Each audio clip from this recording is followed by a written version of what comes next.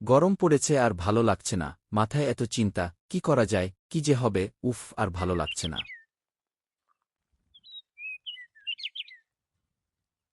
সন্ধ্যার নরম আলোয় পার্কের বেঞ্চে চুপচাপ বসেছিল রাহুল। মাথা নিচু, চোখে হাজারো চিন্তা। জীবন যেন হঠাৎ অনেক কঠিন হয়ে উঠেছে। টাকা উপার্জনের লড়াই আর দায়িত্বের ভার তাকে ভিতর থেকে ক্লান্ত করে দিচ্ছিল। এই বন্ধু, কেমন আছো তুমি? অনেক দিন পর দেখা হলো তোমার সাথে। কি হয়েছে বন্ধু, এত চিন্তায় আছিস কেন?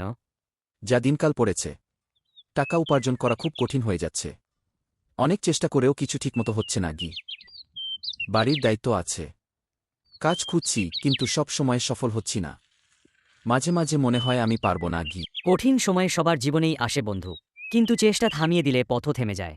কয়েক মাস আগে আমিও সমস্যায় ছিলাম। ছোট কাজ দিয়ে শুরু করেছিলাম, হাল ছাড়িনি। ধীরে ধীরে এগিয়েছি।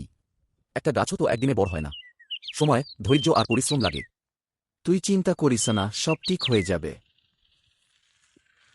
কথা বলে মনটা অনেকটাই হালকা হলাম। ভালোই লাগছে এবার।